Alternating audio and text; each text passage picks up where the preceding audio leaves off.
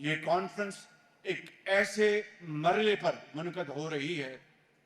جب حال ہی میں خطے اور دنیا میں ایک نئی تاریخ رقم کی گئی،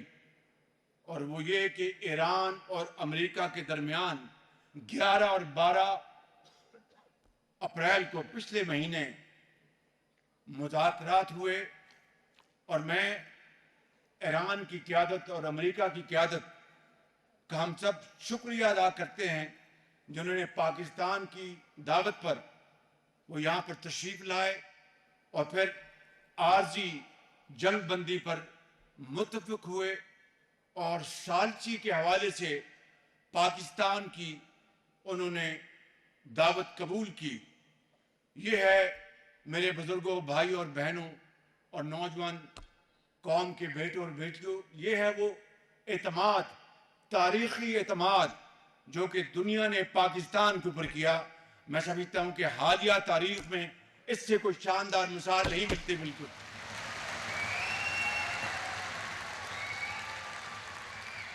اور یہ بھی حقیقت ہے کہ 1979 کے بعد یہ پہلا موقع ہے کہ امریکی اور ایرانی قیادت آمنے سامنے یہاں پر اسلام آباد میں بیٹھی اور گفتگو کی۔ میں سمجھتا ہوں کہ یہ وہ ایک ادنا سی خدمت ہے جو پاکستان نے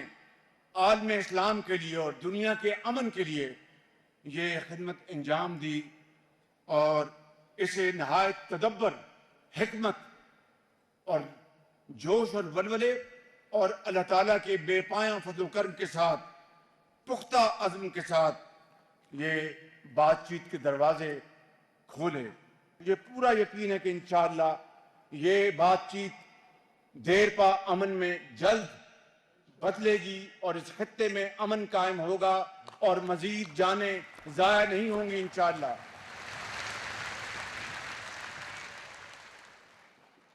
اور اس حوالے سے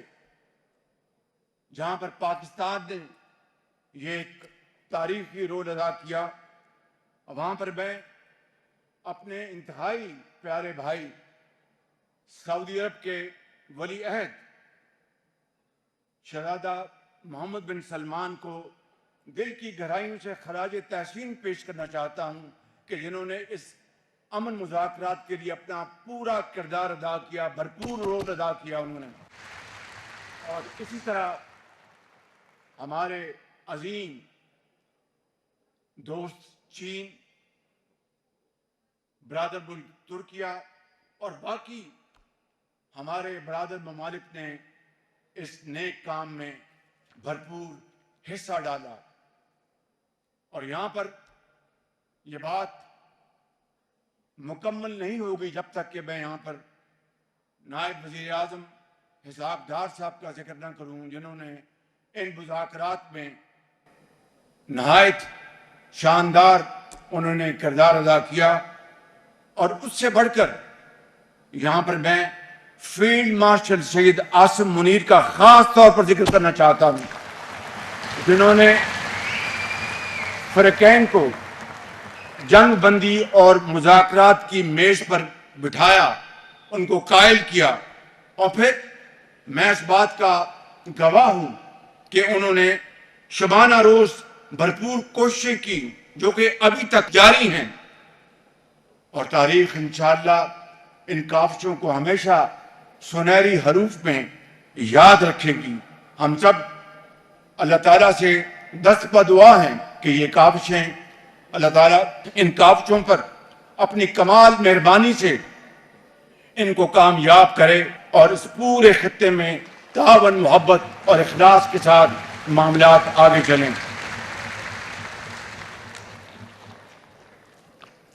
میرے انتہائی قابل احترام علماء کرام، یہاں پر میں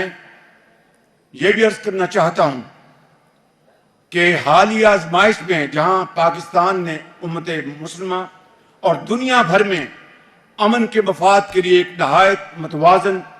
اور اصولی موقف اختیار کیا، وہاں سعودی عرب اور پاکستان کے درمیان برادرانہ تعلقات کی بھی ایک نئی تاریخ رقم ہوئی ہے۔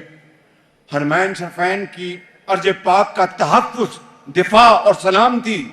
ہمیں انتہائی مقدم اور جان سے زیادہ عزیز ہے۔ دونوں برادر ممالک کے درمیان باہمی دفاعی معاہدے ہمارے اسی آہنی عزم کی تجدید کرتے ہیں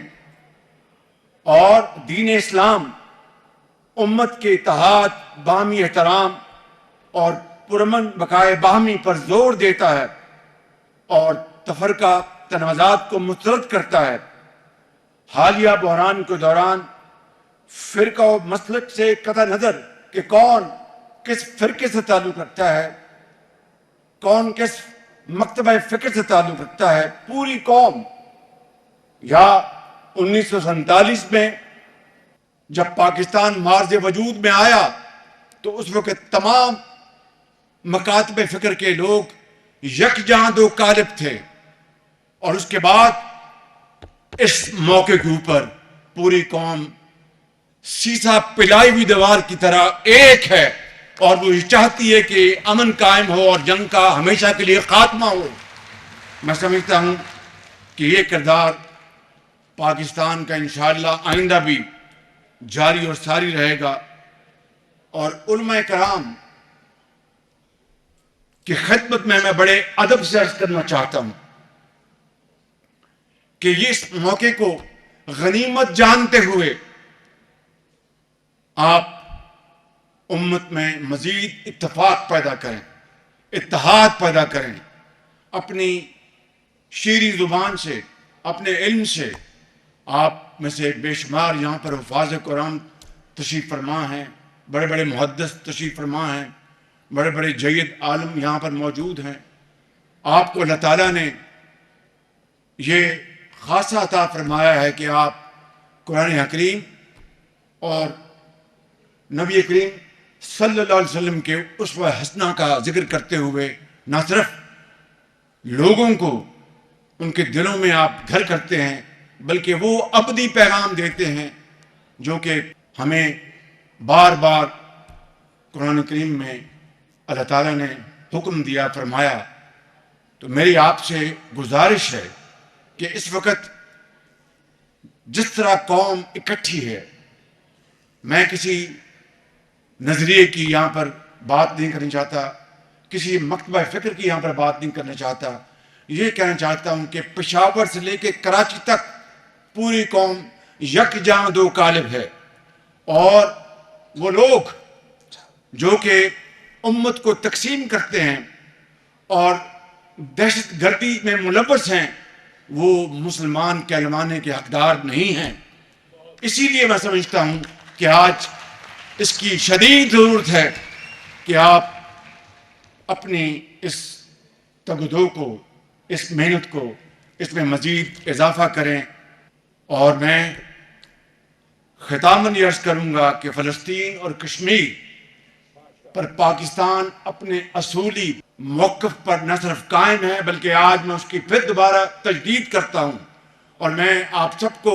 حکومت پاکستان کی طرف سے اور عوام کی طرف سے یقین دلاتا ہوں کہ اپنے مظلوم کشمیری بھائیوں اور بہنوں کی آزادی اور ان کا قانونی حق ملنے تک